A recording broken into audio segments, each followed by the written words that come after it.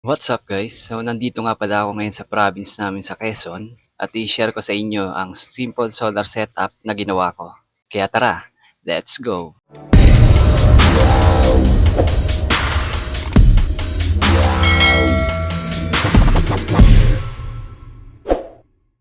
So yun, nandito nga pala ako sa bubong ng bahay namin at magpapalit ako ng solar cable kasi wala nang pumapasok na supply sa charge controller. Low class na cable lang din pala yung ginamit ko dati, kaya alam ko na cable yung may problema. More than 1 year na nga pala tong setup ko, kaya di na rin nakakapagtaka na lulutong talaga yung kable, lalo na't hindi siya ganun kaganda. Ito nga pala yung gamit kong solar panel, 12 volts 55 watts, pero plan to upgrade pa naman kapag nagkaroon ng budget. And ito nga pala yung solar cable na papalitan ko, and kung napansin nyo, napakahaba niya.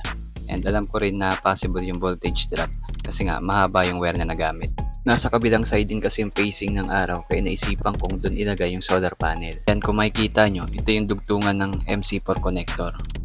Bali yung nasa left side nga pala na ito yung papuntang charge controller at itong nasa right side yung papuntang solar panel.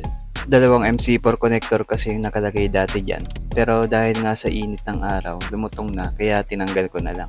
Ito nga pala yung bagong cables na ipapalit ko at papalitan ko na rin yung flexible hose para dagdag protection na rin sa init ng araw. At dahil goods pa naman yung cables na papuntang solar panel, idudugtong ko na lang dito yung cables na nabili ko. Gumamit lang ako dito ng panghinang para mapagdugtong ko yung dalawang wires. Hindi na nga pala gumamit ng MC4 connector para maiwasan yung connection loss. After ko nga mahinang, binalutan ko na rin ito ng electrical tape at nilagay ko na rin yung bagong flexible hose, dagdag protection sa init ng araw.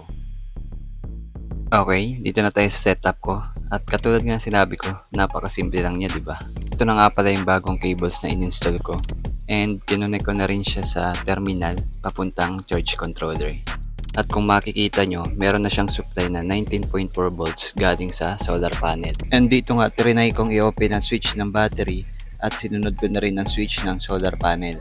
And after nga ma-on, makikita sa display ng charge controller na blinking lang ang logo ng battery.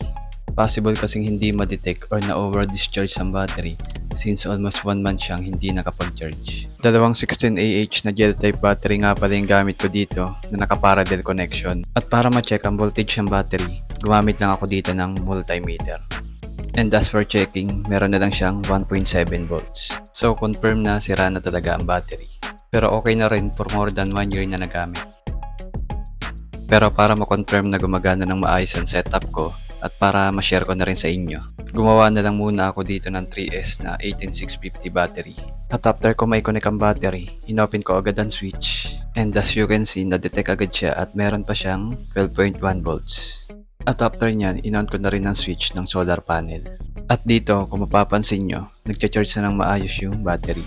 At dahil nga okay na siya, pwede ko nang i-turn on lahat ng switch para ma-check kung gumagana. Bali may 5 switches nga pala ako ditong nilagay para may choices akong i-off yung hindi naman laging ginagamit. Pinakauna na nga dyan yung sa solar panel, sa battery, sa lights, sa inverter, at ang pinakahuli sa phone charging. At dahil naka-on na yung sa solar panel at sa battery, so ang next nating i-on ay yung sa lights. At pag on ang switch, magbubukas si LVD module at si volt amp meter. Sa volt amp meter, may reading siyang 12.4 volts at 0.05 amp. Kaya may 0.05 amp siya kasi nakasaksak nga pala yung 5 volts na CCTV namin. And after nyan, in-on ko na rin ang switch ng inverter. At kung mapapansin nyo, nag-on na rin yung pangalawang LVD module. At ang pinakalas na switch ay para naman sa phone charging. At after ko nga ma-on, magkakaroon siya ng red light. It means pwede nang gamitin yung charging module. Pero as of now, hindi ko pa mapapakita sa inyo kung nag-work ba talaga yung phone charging at yung AC outlet. Since maliit na battery lang yung gamit ko ngayon and for sharing purposes pa lamang. Pero mag-upload naman ako ng another video once na nakapag-build na ako ng sarili kong battery. Kaya sana abangan nyo. So dito naman tayo sa mga fuse na ginamit ko. Isa nga pala ito sa pinakamahalaga kahit maliit na setup lang ang ibibuilding nyo for safety purposes. Bali iba't ibang value nga pala ng fuse yung ginamit ko dito. 5 amp na fuse para sa solar panel to charge controller. 6 amps para sa battery to charge controller. 10 amp naman para sa DC output.